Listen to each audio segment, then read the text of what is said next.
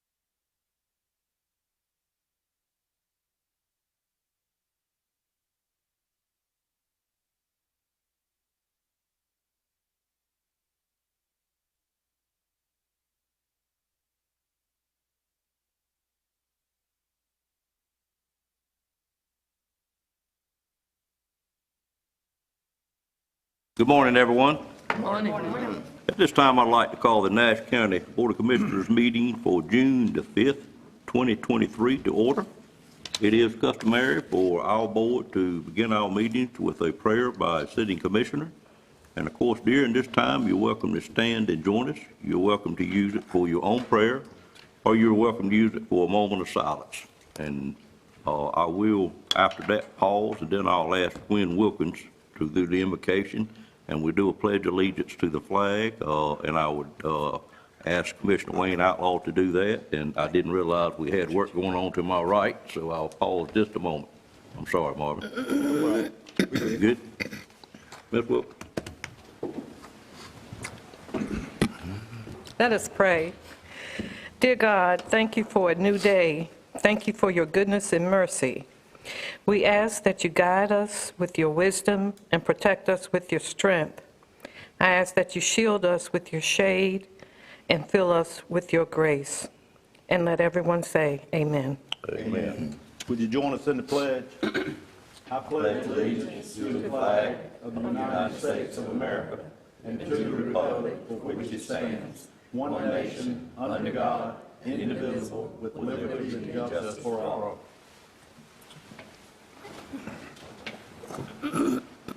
Thank you, Commissioners. Item 4 is approval of the minutes for the previous month. We had 3 meetings. I do believe we approved the minutes for the May 1st meeting and our May 22nd meeting. Then we had a recess joint meeting with our education partners in the county on May the 8th, and our regular meeting, second meeting of the month on May the 22nd. You have those minutes, and I would entertain a motion for approval or any corrections or any additions that you may have. So moved. Have a motion to approve. Is there a second to that motion? And a second. Any questions on those 2 minutes, May the 8th, May the 22nd? Seeing none, all in favor, let it be known by saying aye. Aye. Any opposed by a like sign? Minutes stand approved. Got a pretty good record going there, Madam Clerk, without any correction. Thank you, ma'am. Item 5 is public comments, and during this time, if there's anyone that wishes to speak to the Board of Commissioners about anything that's not covered on the agenda, this would be the correct time to do that. If it is a public hearing later on, we would ask you to do that under the public hearing. We do have a sign-up period out front before the meeting that we ask you to sign up. I did not have anyone to sign up this morning, but if there is someone here that didn't realize they needed to sign up, our board is pretty lenient with that. We would be glad to hear from you. Anyone here that wishes to speak under public comment? Seeing no movement, we'll close that item out, and we'll move to item number 6, a very important item for the year, which is to have a public hearing and hear from any citizens about our 2023-2024 Nash County budget for the upcoming fiscal year, which will begin on July the 1st, as we all know. At this time, I would turn that over to our manager, Stacy Saxler. Thank you. Good morning. Good morning. Good morning. And Chairman, if you don't mind, before we get started, I would just like to announce that we had a advertisement for a community development block grant, economic development grant that was due for a closeout this morning, and that was advertised in our newspapers. That does need to be rescheduled. We're not quite ready to do that closeout. So it's not on the agenda, but it was publicly advertised. So just want to let folks know that that will be rescheduled. What industry was that? That was for Crump. Okay. Thank you, ma'am. Yes. Yes, sir. Okay. All right. Well, I just have a summary. We did the budget message in our May 23rd meeting. That was a little lengthy. I'm going to give you all a summary this morning so that we can hold a public hearing on the fiscal year 2024 budget. So we'll start with revenues. And for the, and we can go to the next slide, please. Thank you. The overall fiscal year 24 proposed budget, which includes the general fund, enterprise funds, special revenue funds, and internal services funds, is $134,587,602 compared to the current fiscal year of 2020 23. Overall approved budget of $122,839,484.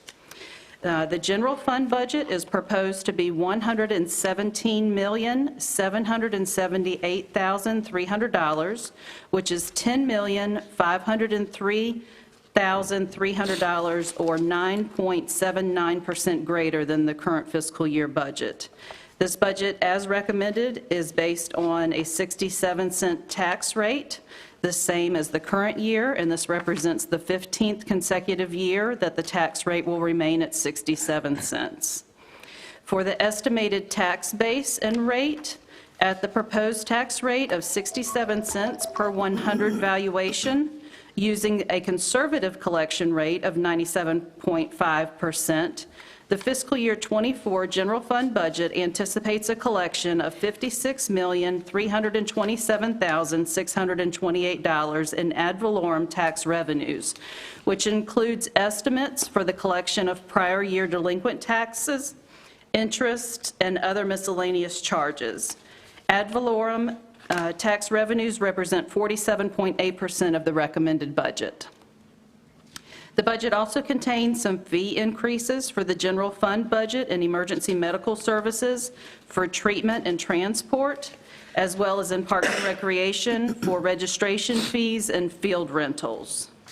And here's a pie chart of our revenues, just so you can see percentage-wise how our revenues are coming in. And those, again, those ad valorem property taxes are at 47.8%.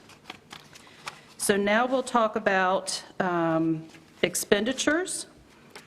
Here are some highlights of the expenditures for the FY24 budget.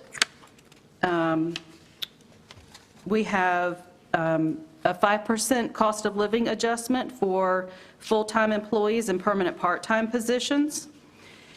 We have new positions and professional services funding for the following areas: animal control, building security, parks and recreation, and parks facilities, planning, public health, senior services, sheriff's office, social services, tax, and veteran services.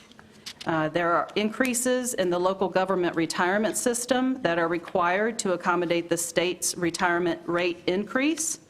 And there is approximately $3 million to construct a new field house at Northern Nash High School, and a 3% increase for the Nash Community College budget.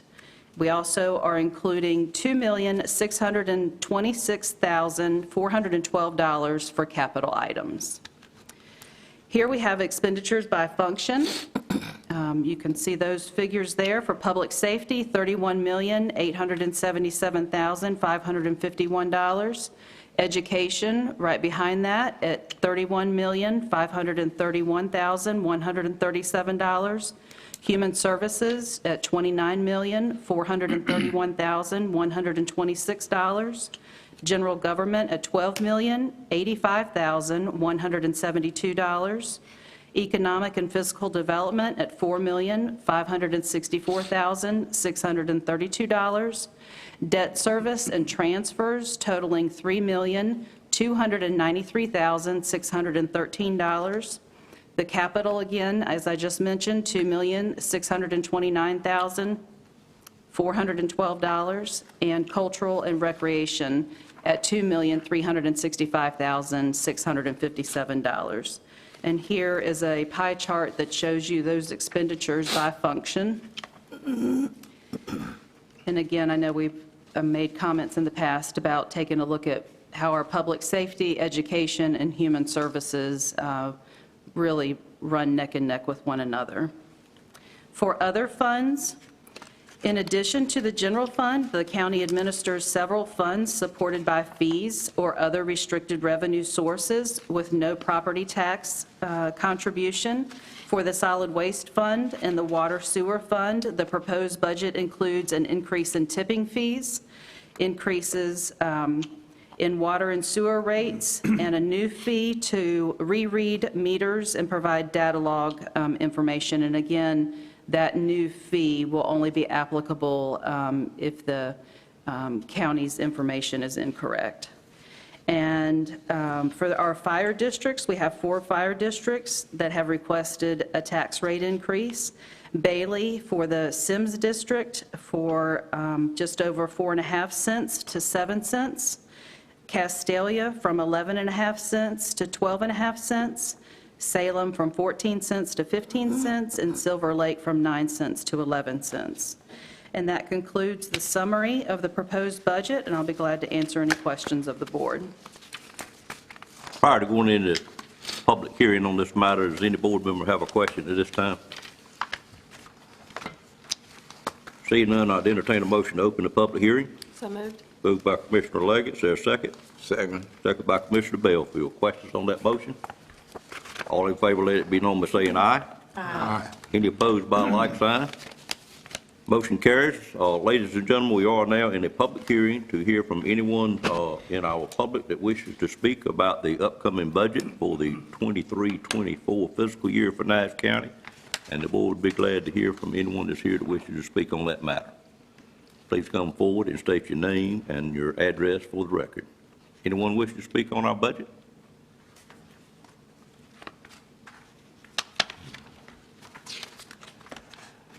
Very unusual. Somebody's done a good job evidently, but I would entertain a motion to close the public hearing at this time. So move it. Motion by Commissioner Outlaw, second by Commissioner Belfield. Questions on that motion? All in favor, let it be known by saying aye. Aye. Any opposed by a like sign? The public hearing is now closed on the budget for the 23-24 budget season. And is there any other discussion? Of course, we will not take action on the budget today. I think the board in unity decided we would prefer not to take action the same day we had a public hearing, just in case we had comment from the public that we need to consider prior to adopting the budget. So we will be doing that at our second meeting in June. And if you have anything about the budget, the commissioners, that you wish to continue working with the manager on, I would invite you to talk to her and her staff during the 2 weeks we have before we actually take action, and let her know what your remaining issues may be. I think we're awful close, and I don't hear much that needs to be altered, but if you have anything at all, please take it up with her in the next couple of weeks. But is there anything any commissioner wishes to say at this time this morning?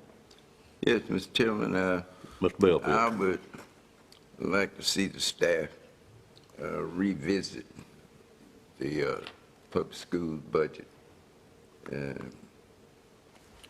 Because right now we're leaving them flat for the operation. Okay. And I'd like to talk with you about that before we. Be glad to. Okay. Right. All right, Mr. Belfield, you'll get with the manager on that item. Any other comments? Mr. Chairman, just one question, and we can take this offline if we need to. The outside agencies, was there any change in those? No, ma'am. Okay. And your meeting on offline, you mean you will have a private conference with her? Just to be sure we're completely open in our process for the budget. So you'll take that up with the manager and discuss it with her more, I guess. Okay, any other comments? Seeing none, we'll move on. Madam Manager, anything else you wish to say? No, sir, I just appreciate everyone's help again. The department heads have made tremendous contributions, our finance staff. I can't thank them enough, and just really appreciate working with all of you on this budget. Thank you. Well, I'll just say, I can't speak for the whole board, even though I think I can speak for the whole board. I think your process this year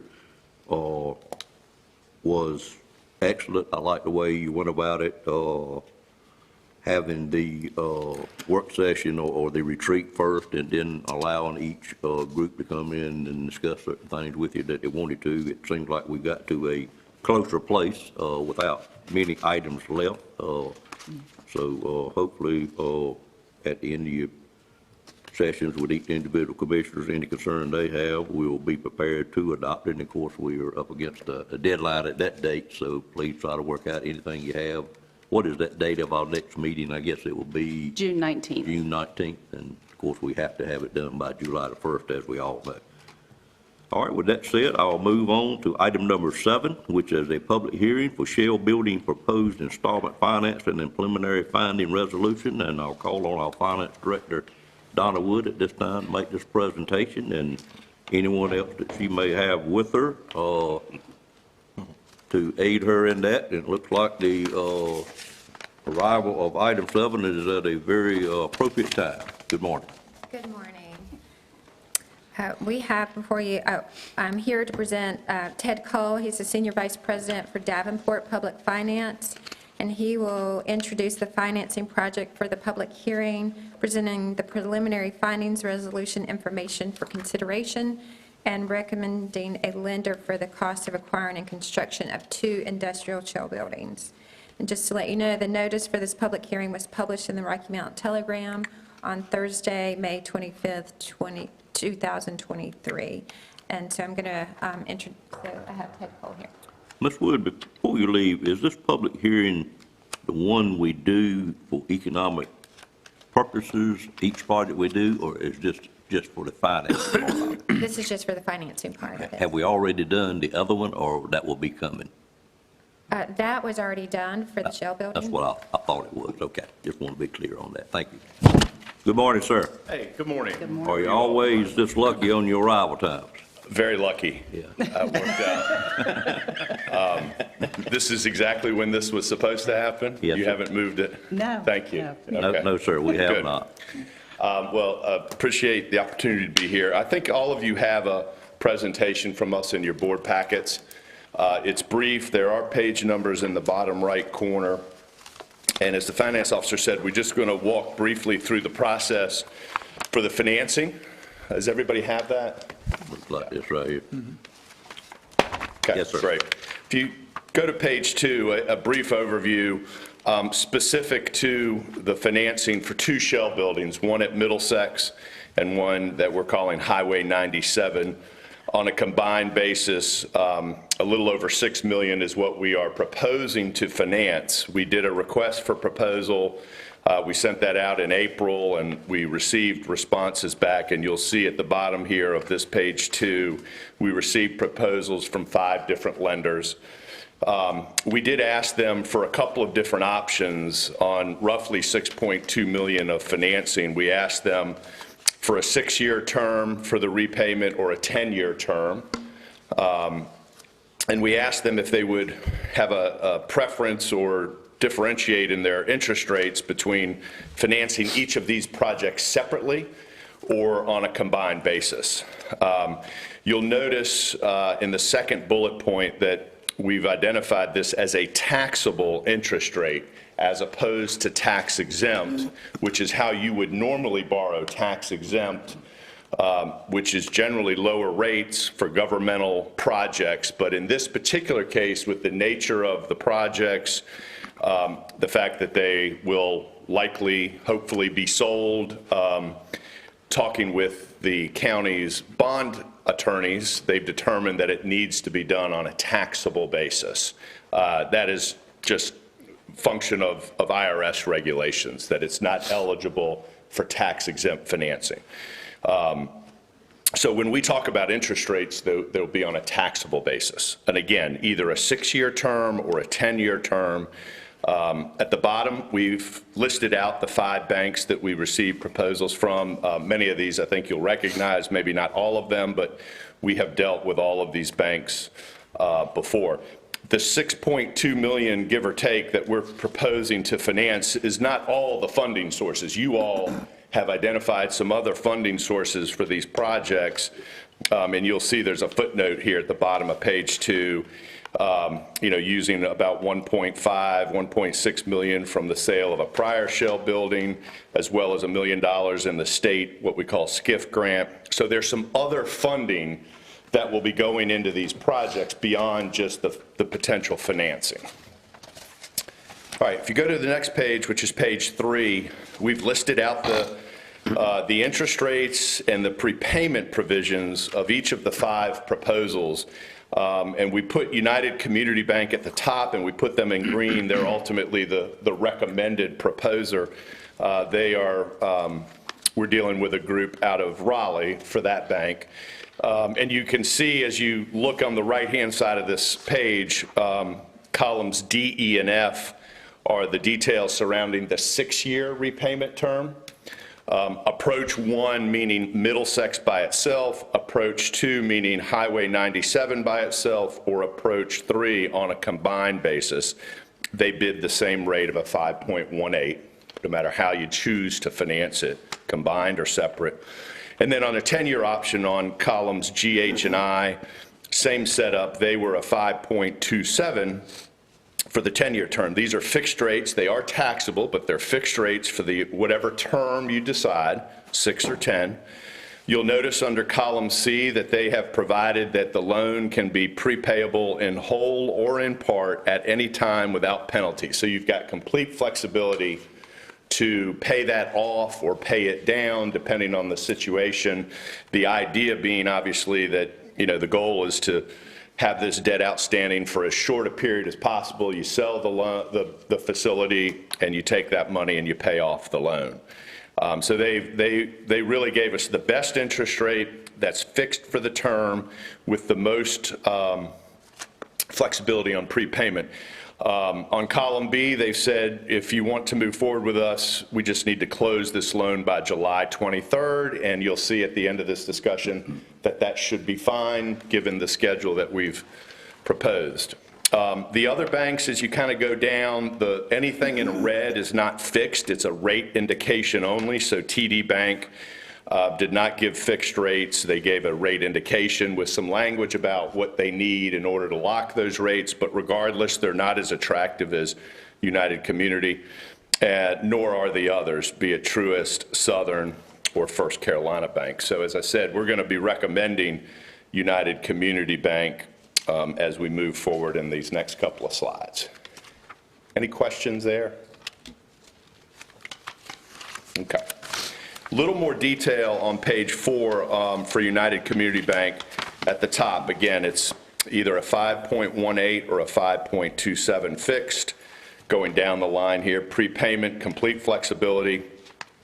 They would like to be told that, you know, we plan to accept their proposal subject to future approvals. And those approvals would be one more meeting for you all in July and an LGC meeting in July. But they understand that, you know, that those approvals are not in hand. So by tomorrow, they'd like to know that we're planning to accept their proposal. We would need to close by July 23rd. They will not require that when we close that they hold the funds. They'll allow you all to put the funds wherever you might want to, whether it's in your banking account, capital management trust, what have you, as you're spending it. And you can earn some interest while you're waiting to spend the funds. They will have a firm representing them, Parker Poe. There'll be a $5,000 fee that they've included in their proposal for that cost. Credit approval, it's pre-screened. It is subject to final approval, but most bank proposals are. We don't expect any issues. They did a pretty thorough review. They just generally say subject to final approval, which is largely about the documents. As I said, the Lenders Council, the firm representing the bank, Parker Poe out of Raleigh. And then the bottom is other considerations. The bank will perform the title search. That's included in that fee. They will not require title insurance, so that's good. That saves some cost. Nor will they require a Phase 1 environmental or a title survey. If either of those have been performed, they've asked to have a copy, but they're not requiring it. So they're pretty minimal, call it other considerations or real estate related costs. Other banks might well have required title insurance, which would add to the cost. Any questions there? Okay. If you go to page 5, we've laid this out side by side. The sort of the left-hand side of this page is United Community Bank under the 6-year term at a 5.18 rate versus the 10-year term at a 527 rate. We've assumed, I'm just kind of going down the line, we've assumed that we close by their deadline, July 23rd. We make our first interest payment next June, which is FY24. We make our first principal payment in June of 25, and the final maturity is either 2029 or 2033, depending on which term you like. We're funding we're issuing $6.2 million of debt, approximately. We'll firm that up as we move forward. And you can see sort of at the bottom lines, not the bottom, the middle, lines 13 through 18, the basic breakout of where that money will go. Where will the $6.2 million be spent? Each of these projects has its own budget with other funding sources coming in. So there's, I'm going to round up slightly, about $1.8 million towards Middlesex, about $4.2 million towards Highway 97. And then we've got a placeholder that will not be that high. It'll come down as we fine tune everything, but $175,000 and $5,000 respectively for cost of issuance and the bank fee. So if you all decide to move forward, we will fine tune this number. We know 6.2 is our upper limit. It may come in a tad below that. And we'll finish fine tuning that and have that prepared and very specifically for you all at your next action. But under that basic setup, $6.2 million borrowing, you can see at the bottom there the principal, interest, and total payments due for each option. It's on a fiscal year basis, so we do anticipate a partial interest payment in FY24 around $280,000, and then you can see what the annual payments are based on the 6 and 10-year repayment periods. And again, ideally, these loans will be outstanding for a very short period of time. They're going to be repaid from proceeds of sales, but for the LGC purposes and for your budgeting purposes, we needed to be able to show how it would be amortized if things were slow to move. And you can see annually the difference or in total the difference. All right. Any questions before we wrap up on page 6? We had a number of calls with staff and county attorney and bond attorney. Based upon all of that and the discussions we've had, there's a recommendation to move forward with United Community Bank for the 10-year term. I think the idea being, we know there's a number of other things that are at least being considered in terms of capital projects. And if things are slow to move, the 10-year term gives you a little more manageable payments in the near term, not a big interest rate differential to go from 6 to 10 years. Remember, a 518 to a 527, so it's not a big difference going a little longer, and it just gives you that flexibility to have a more manageable payment. Again, the hope would be these get retired very quickly. We are going to be recommending that, I don't think it's listed here, but we would be recommending that we finance each of these separately. It won't really be twice the work or twice the cost, but we are suggesting that we finance them both with the same bank, but we have a loan for one shell building and a loan for the other. That way, each loan is secured by the respective facility, and if one pays off, one is sold sooner than the other, we can retire one loan and leave the other one. They're not commingled, which gets a little bit messy on the collateral side. So we've talked about this a number of ways with staff and felt like that's probably a cleaner way to go, is to just separate them for the purposes of pledging the facilities for each individual loan, and one can stay out longer than the other if there's a need for that. I think it gives you the most flexibility going forward. So in terms of schedule, with that recommendation, today, as you know, you've mentioned it, there is a public hearing that's required for this type of issuance because we're pledging real property as collateral. Would ask that you all be able to give us some kind of direction on who to move forward with. And there is the first of 2 resolutions for you all, what we call a preliminary findings resolution, which, among other things, allows or directs staff to submit an application to the LGC in Raleigh. That's due tomorrow. And we have penciled in a July 10th meeting with you all, which would be for your second of two approvals, what we call the approving or final resolution. So it's a two-step process for you all, an initial resolution that you'll consider today, and then a second and final one on July 10th. The LGC is meeting in July on July 11th, so we're proposing to have an application in front of them for that. That is well underway. If we don't move forward for some reason, we can always pull that application back. And if all of that were to occur, we would be in a position to close by their deadline. So happy to take any questions y'all might have. Any questions, Mr. Cole, at this time? Mr. Cole, is there any added cost by doing it as two different loans? I don't believe there is. We've talked with not from Davenport's perspective, and I don't believe the bond attorney will have an additional cost either, but I will confirm that. I don't believe that to be the case. The only additional cost would be the $50 to record a second deed of trust. That's it.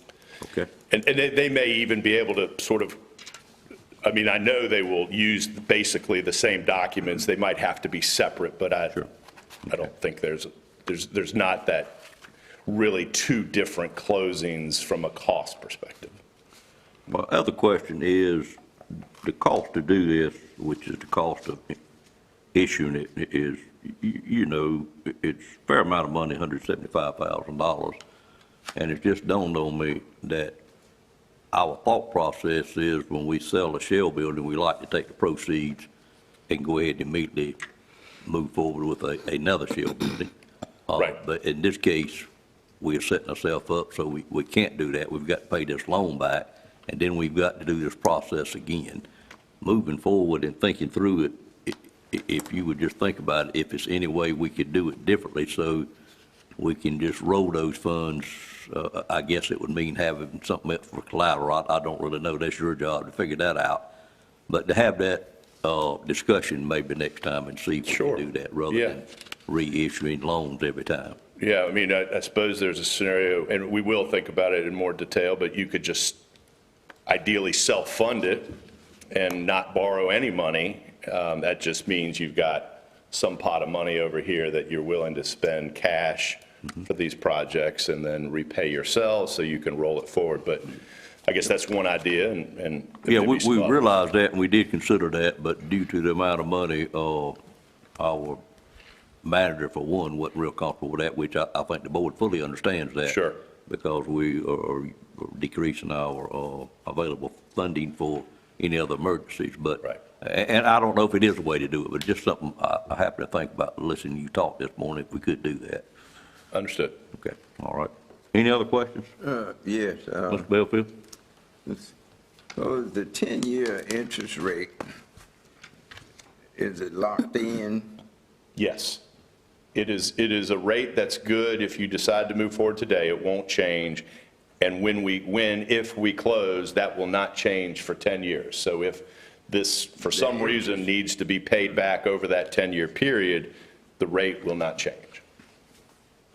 Can it be changed if we decide that rather than 10 years, we want to move back maybe 5? Can we change it? Well, Just pay it off. once we close, we're sort of locked into that 10-year term. Now, if that's your preference, there is the ability to prepay without penalty. So you could, in theory, refinance it. Now, there might be some costs associated with that, but you could consider, if rates drop, refinancing it to get a lower rate. That's possible. Well, that's where I intended to go. Could we change it? Yeah. Is there a penalty when you do that? There's no penalty to pay this off early. So no, there's no penalty to get out of it or pay it off. The question would be, do you need to borrow from some other institution to do that? Then there may be some costs associated with that, and you would determine if it's worth it. but no payment to get out of this particular loan, no penalty to get out. Other questions from board members?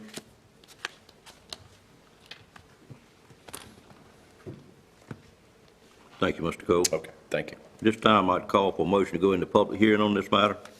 So moved. Moved by Commissioner Leggett, second by Commissioner Outlaw. Any questions on the motion? All in favor of the motion, let it be known by saying aye. Aye. Did I get the names right? Okay. All in favor of the motion, say aye. We did that. Any opposed by a like sign? None.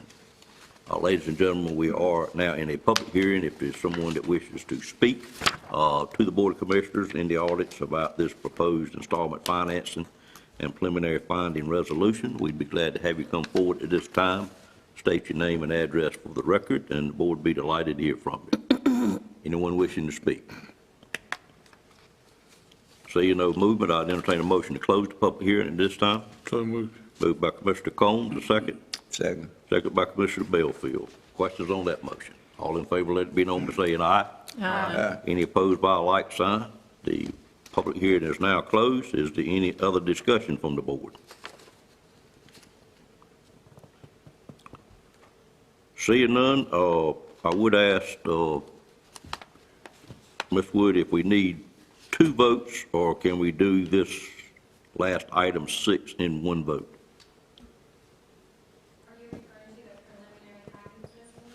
Yes, and it also says approve or deny the recommended winning bidder. Would you like 2 motions on that? Okay, all right. First motion then I need is to adopt the resolution concerning the preliminary findings. Make a motion, we adopt the resolution. All right, have a motion by Commissioner Combs, a second by Commissioner Outlaw. Questions on that motion? All in favor, let it be known by saying aye. Aye. Any opposed by a like sign? That motion carries. And the second item is to recommend the winning bidder, which I think we went over at our last meeting.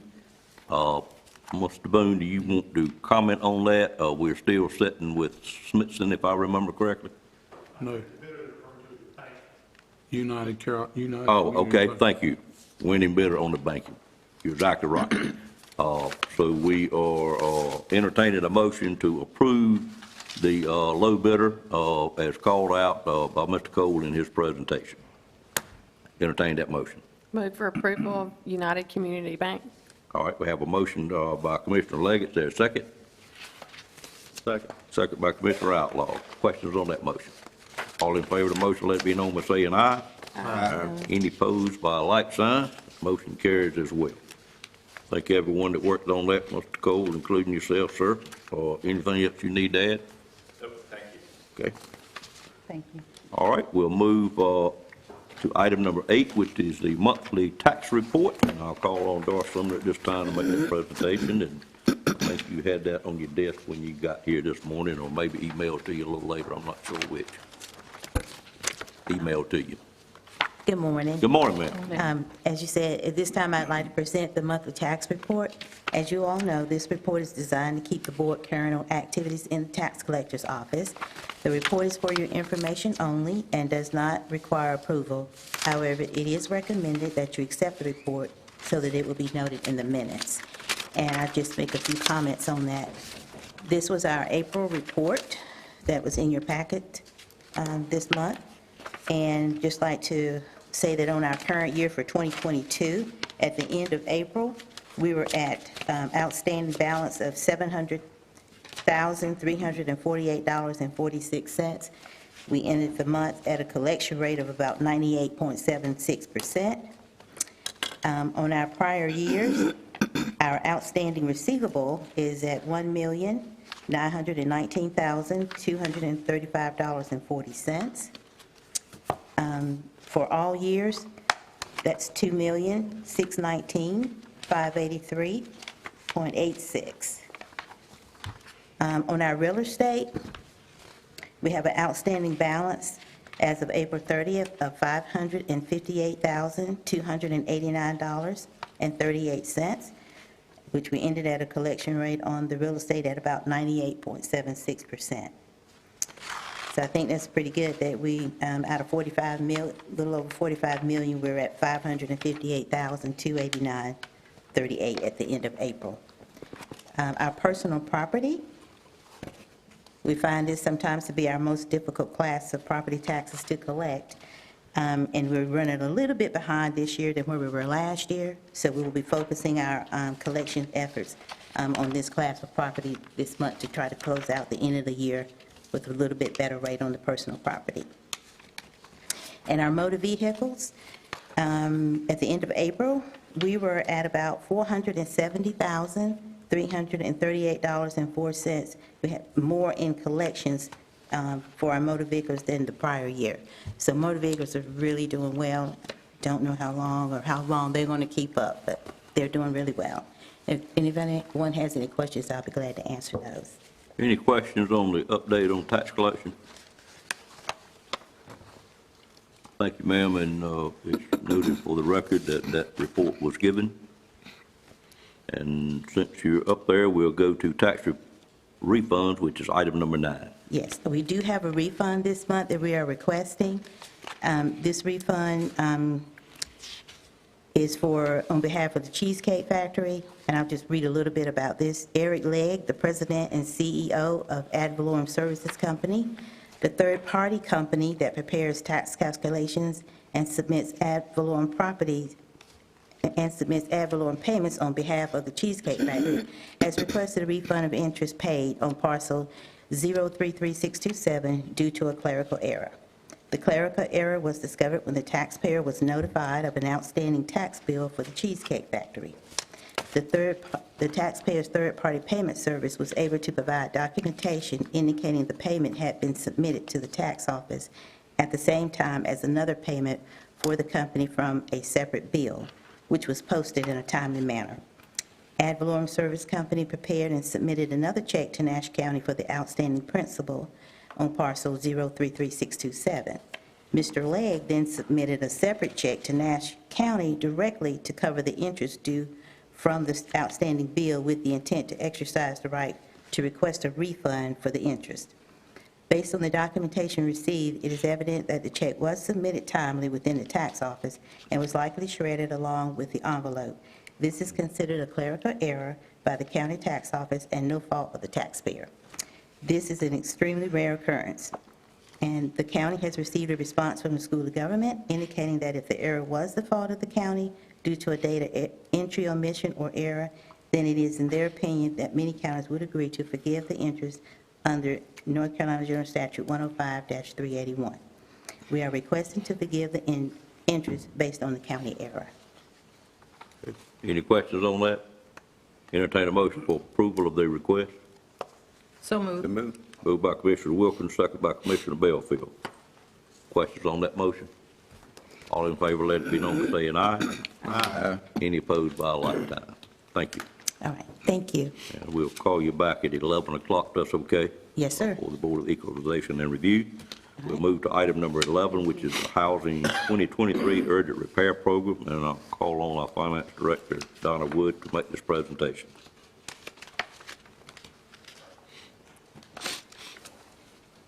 Good morning again. Good morning.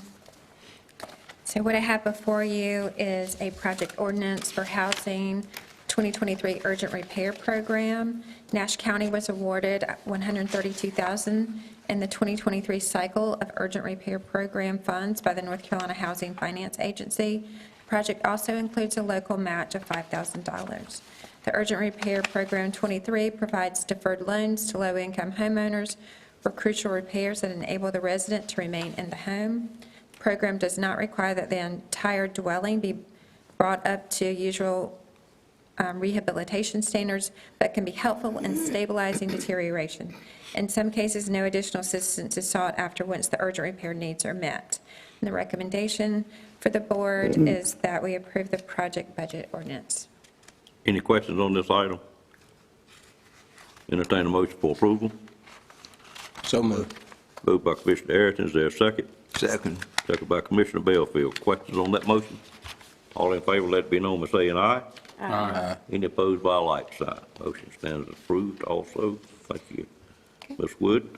Next item is an AR PA funding recommendation, and I'll call on Katrina Whitehurst at this time to make this presentation.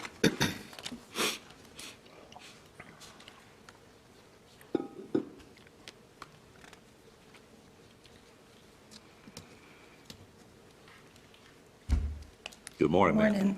Morning. Got any money left? A little bit. Okay. What you say every time. I have a ARPA funding recommendation to present this morning. The ARPA committee met on May 10th, 2023, to discuss project updates and the use of the interest earned. At the date of the meeting, ARPA funds had earned approximately $373,000 in interest. The county manager proposed that the committee consider making a recommendation to the board to use those one-time funds to provide the fire departments with the state-mandated TDMA Viper radio upgrade. The radio upgrade is needed to continue interfacing with the 2018 800 megahertz radio system with Nash County Communications, utilizing the state of North Carolina Viper infrastructure. Calculations based on information from the 2018 800 megahertz radio system implementation with the Nash County Fire Departments, the total funding required for their TDMA Viper radio upgrade is $312,000. The recommendation is to use the one-time interest earned funds from ARPA funding to provide Nash County Fire Departments with the TDMA Viper radio upgrade. We would like to ask for approval of the funding request using the ARPA funds. And Chairman, I'll just add, with our ARPA committee, when we met on May the 10th and presented this information to the committee, we did have some discussion about funding the fire departments. I believe Chairman Arrington's recommendation is at a level of 75% to fund them, and the committee agreed to that. So I just wanted to add that information. I believe that was the meeting I missed. Yes, sir. Okay, all right. So is the committee's recommendation to fund it at 75%? The committee's recommendation is that, yes, sir. Okay. Mr. Chairman, I would make a motion that we were funded at 100%. The fire departments, some of them are not financially able to fund it all, it's going to put them in a bind, and I just think they're the biggest volunteer organization in this county, and for what they do for us, I think we can fund it at 100%. I'll make that as a motion. Okay, I generally would have discussion from the board prior to a motion. You heard the motion, and now I need a second. Is there a second to that motion? Second. Okay, and I have a second from Commissioner Leggett. Then I would call for any discussion from the board on the motion itself. Mr. Chairman. Commissioner Harrington. Yes. Excuse me. The fire department had an obligation to meet this criteria back in 2018, and they had the opportunity to supposedly be looking out for this cost. And like I said, the fire department, they are tax levying organization. They set their tax rate, and they had an obligation. So my position is why we relieve them of any obligation that they were written and committed to do. I believe they should at least do 25% of the total cost. We're doing 75%, and those ARP funds, I mean, they were not necessarily set aside to catch up on cost of that was pending from an organization that normally was supposed to be covering their costs. So I feel like the committee was doing them a great favor by doing 75%. And these are funds that the county manager and the finance department have managed very well. Like I said, we have drawn interest on this money. So I think in all fairness that that we should fund it at 75%. And surely the fire department has great needs, but you also have to look at where's your obligation. We just want to stand up to some obligation to your commitment that they made back in 2018. Thank you, Commissioner Harris. Other comments from board members at this time? Yes. Mr. Belfield. The staff and the committee recommending 75%. Each fire department, they collect from the citizens based on the tax rate for that particular fire department. I think they ought to participate in it, in this funding, and that we not funded 100%. I think we're doing 75% is great as far as I'm concerned. Let them have some responsibility in this through their tax rate where they collect in their districts. Thank you, Commissioner Belfield. Commissioner Leggett?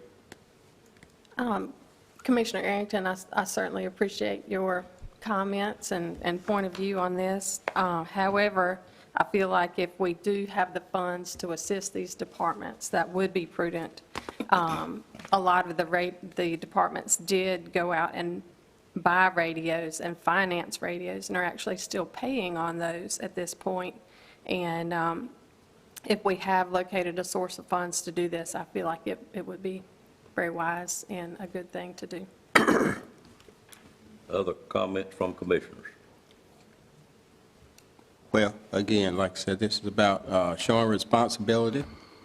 And, you know, I have sympathy for the fire department. They serve us the great need we have.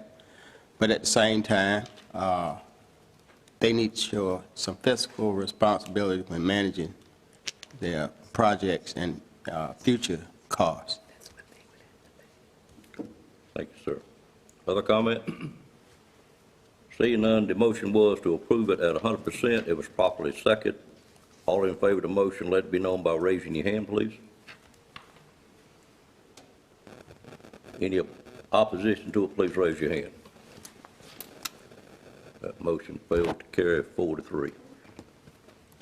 Mr. Chairman, I'd like to make a motion that we approve this recommendation at 75%. All right, I have another motion to approve it at 75%. Is there a second to that motion? Second. Seconded. Any questions on that motion? All in favor of the motion, let it be known by saying aye. Aye. Well, let me back up.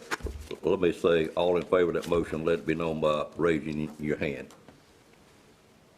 Any opposed by a like sign, raising your hand. Motion carries on a 4-3 vote as well.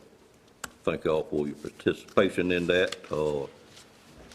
We will now move to item number 13, which is budget amendments, and I call on Donna Wood at this time. Okay. The following budget amendments are presented for the board's consideration for fiscal year 22-23. First item I have is with fund balance appropriation with the urgent repair grant. This budget amendments to budget general fund balance appropriation to transfer to the urgent repair program 2023 or $5,000 county match. The next item is with Parks and Recreation. This budget amendment makes funds available that have already been collected in sponsorship revenue for spring sports, baseball, softball, t-ball, flag football, and soccer. It's $4,650. No county funds are requested. Third item I have is with Senior Services. This amendment's presented to transfer and utilize all of HCCBG funds for fiscal year 23. The available funds are being transferred to Senior Center Operations, which does not require a county match. So we're actually putting back into fund balance $3,277. The next item is with Debt Lease Liability. This amendment is presented to budget funds for lease accounting changes from implementation of GASB 87 effective in fiscal year 22. The county must recognize leases fundamentally as financing and the underlying assets as right to use lease assets. The following entries are presented to budget for Department of Social Services and MIS leases. that were renewed in the current fiscal year and to transfer expenditures for existing leases from the budgeted departments to debt service as lease principal and interest payments. It's $33,408 for other financing sources for leases. And the last amendment I have, number 6, is for asset forfeiture fund. This amendment's presented to budget funding received from a total vehicle to replace the vehicle, funding to purchase a truck and install equipment on the truck, and funding to cover special response team pay. It's a request of $103,556. No additional county funds are requested. Item 5 get removed. We went from 4 to 6. Maybe I did. Item 5 was removed. Thank you. There are 5 budget amendments. Okay. But we don't need to, okay. You said it was removed, okay. Any questions on the budget amendments? There would be 5 of them. No question, I entertain a motion for approval. Move for approval? Moved by Commissioner Leggett, is there a second? Second. Second by Commissioner Bellfield. Questions on the motion? All in favor of that motion, let it be known by saying aye. Aye. Any opposed by a like sign? Budget amendment stand approved. Thank you, ma'am. Thank you. Item 14 is board appointments. I'll call on Assistant County Manager Scott Rogers at this time to make this presentation. Thank you, Mr. Chairman. Good morning. Good morning. The first item I have is the Home and Community Care Block Grant Committee has 2 openings after the term of Danny Tyson and Odessa Spate have expired. Senior Services Director has recommended Pat Daniels and Brenda Shields for appointment as new members to these vacant spots. Would you like to handle that one individually or continue? We'll handle it. Any questions on that recommendation? Entertain a motion? Just before you get to that, Absolutely. could you tell me something about each one of those? I don't think I have that information. They're about the individual. 2 that are recommended. Yeah, their applicant should be in your packet. Oh, yeah. If you have specific questions. Yeah, I've looked at this. I've seen it Okay. earlier. Okay.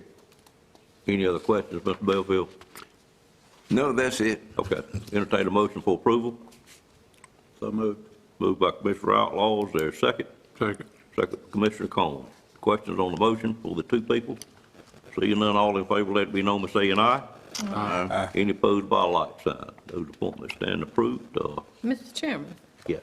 were there some more, seems like some more applications came across in the email over the past few weeks, but are these the only ones we're voting on today? It is, and I think what you're referring to, we had some people that recently completed Citizens Academy that just put in a general application for upcoming board appointments made. Is that possibly what you saw? Yes. Okay. Okay. Yeah, that wasn't for anything specific. That would just be for our future reference. And I would remind you, those are always stored under an item on your tablet. So as you get openings, you can refer back to those and look at someone and look at what their preferences were. All right, we're item 15 at this time, which is commissioner comments. I have one more. I'm sorry. I'm sorry. Go ahead, sir. Secondly, the Upper Coastal Plain Council of Government has requested reappointment of Eddie Coates and Mark Froman to their board. Their terms are expiring, but they're eligible and willing to continue serving. Okay. Any questions on that? Entertain a motion for approval. So moved. Move. Motion made by Commissioner Wilkins, seconded by Commissioner Outlaw and Commissioner Bellfield at the same time. Any questions on the motion? All in favor, let it be known by saying aye. Aye. Any opposed by a like sign? Motion carries as well. One more, just a piece of information for you. The Nash County Planning Board will have 2 vacant seats effective June the 30th. One departing member is ineligible for reappointment due to the term limit requirement, and the other has declined to serve an additional term. So the board will need to locate and appoint 2 new members. And just for your information, there will currently be no members representing districts 2 or 7. Now, I know I've got an opening from someone resigning. Is there two besides that one, or is that one including two? That one is included. In the two, okay. Yes. So 2 and 7. Yes, sir. Okay, and I'm close to bringing you one on 7. Okay. Thank you, that's all I have. Mr. Bellfield, you understood you have a opening in your district. No, I was just going to ask about planning board, minority representation on that board. What's the total number of board members? There are Can you tell me 9 that? total. Is it 9? Yes, sir, if I'm not mistaken. I'm pretty sure it's 9. That's what I was thinking, but I wanted to be official, my thinking. If I'm wrong, correct me. It is. 9 board members on there, minority representation. I think the last time I attended that board, I only saw 1. That's correct. And that was Miss Barbara Pulley, Mr. Fred, from my district, and she's declined to serve again. That's correct. I appreciate what she's done all these years. She's done a good job.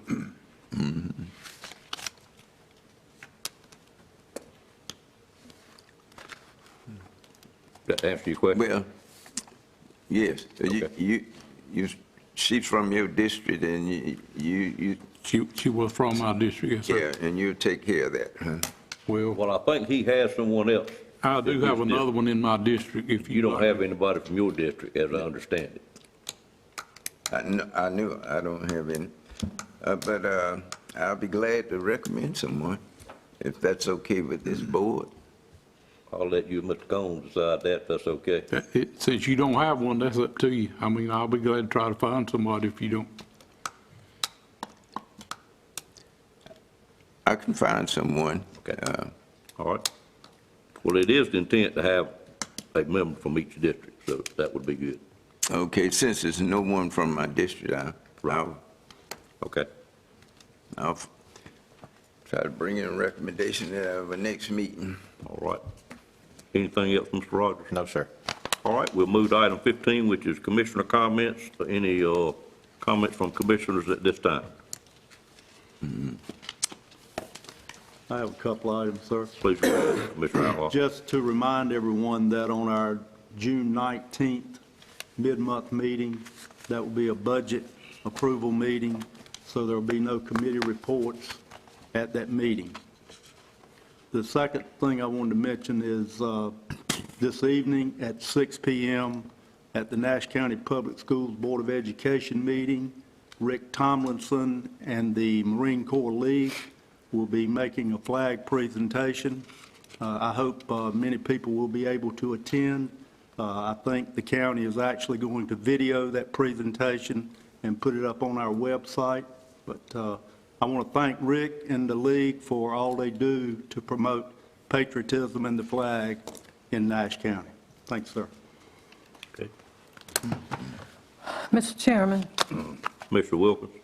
I saw this in our status reports, and I just want to bring to the public's attention also that Anthony Rogers was recently honored with a Certificate of Appreciation from the North Carolina Department of Military and Veterans Affairs in recognition of his service to veterans in the state of North Carolina, and of course to us as Veterans Affairs Director. So congratulations to him.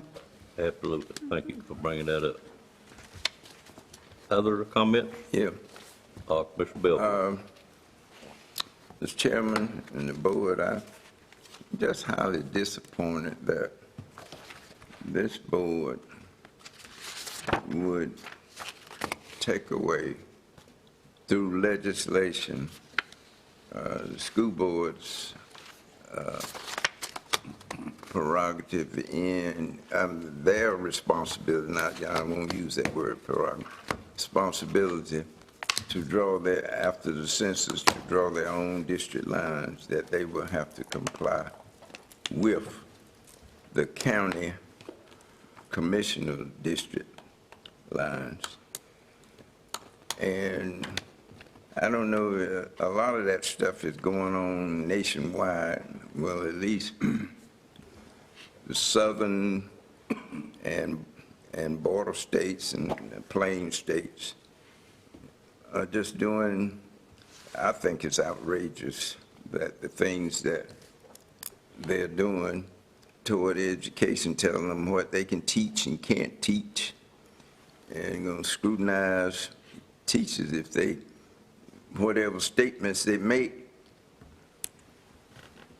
they can be disciplined or dismissed. Those things is something that I just hate to see us get in and support what is happening now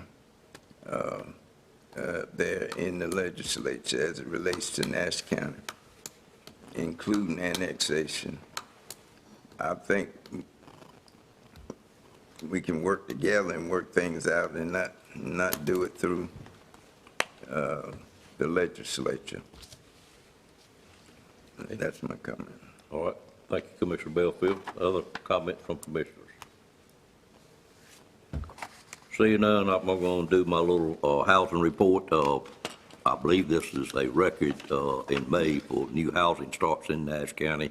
Quite surprising to me at the way things are, but we had 63 new home permits pulled in Nash County during the month of May. They were by 23 different builders, which shows we still have quite a few people working in the county. Our commercial permits were $3.3 million, which is a pretty good number as well.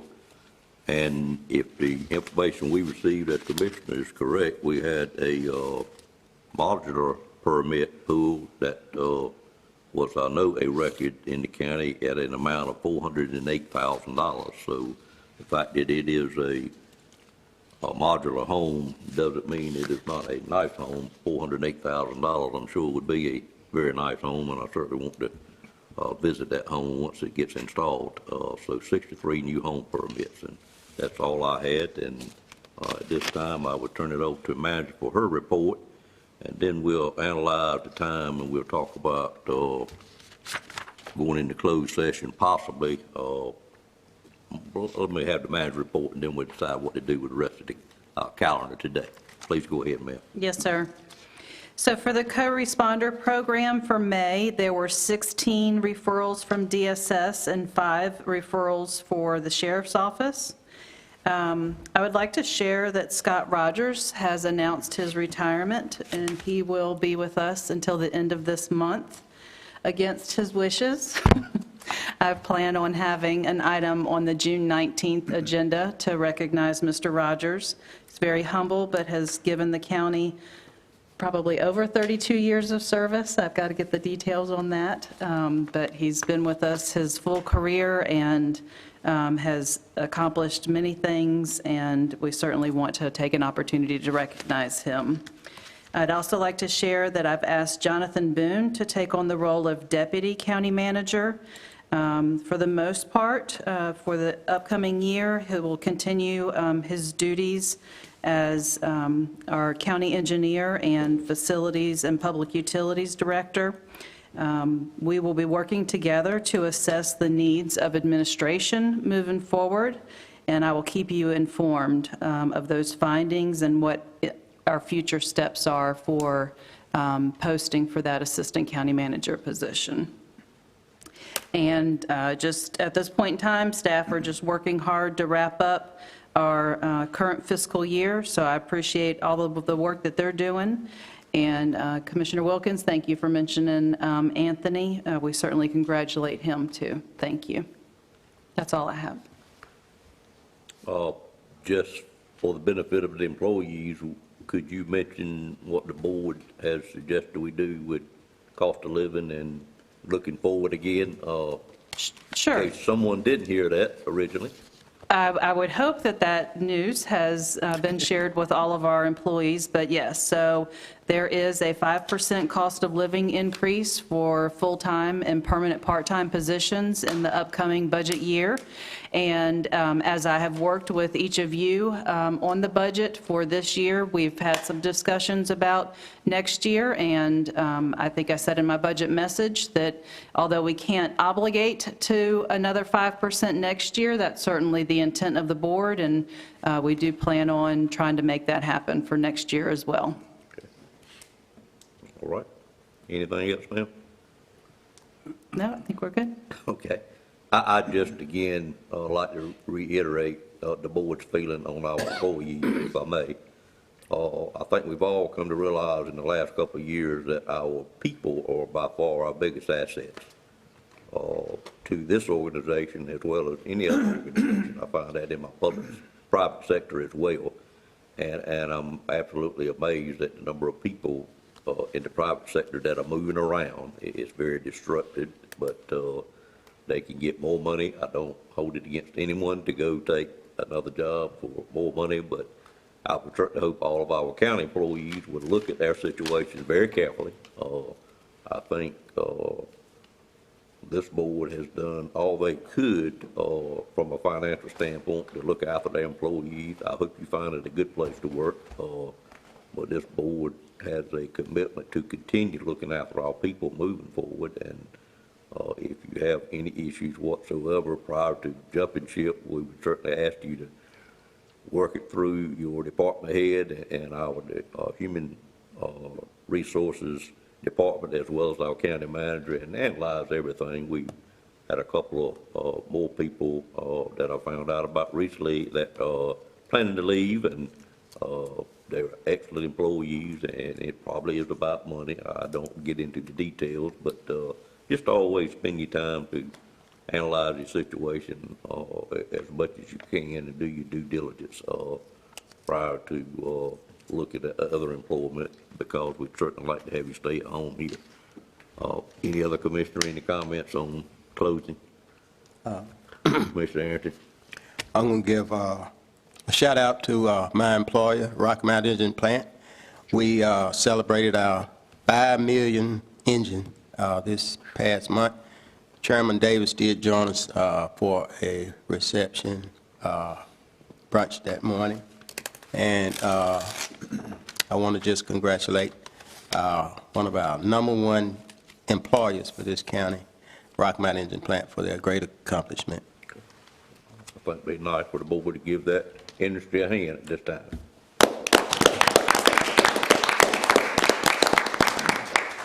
Thank you, Commissioner Arrington, for bringing it up. We have about 45 minutes. Mr. Durham, can we do closed session in 45 minutes, you think? I'm less than 5. You're less than 5. I think we can then. What we're going to do is I'm going to entertain the motion to go into closed session after a short recess. We will be coming back out here after the closed session and hopefully be back before 11 o'clock. If not, we may have to step out here at 11 o'clock. I think that particular equalization board of review is time sensitive and advertised for that time. So at this time, I'd entertain a motion to go into closed session, and the closed session will be for economic development matters as well as matters of attorney-client privilege. So moved. And Chairman, I'm sorry, Please. can we please add personnel? We can indeed add personnel. So 3 things: economic development matters, matters of attorney-client privilege, as well as personnel. Have a motion by Commissioner Wilkins. There a second that motion? Second. Second by Commissioner Combs, Commissioner Leggett at the same time. All in favor of that motion, and it will be after about a 10-minute recess, say aye. Aye. Any opposed by a like sign? Seeing none, we will move into closed session at this time. Thank you all.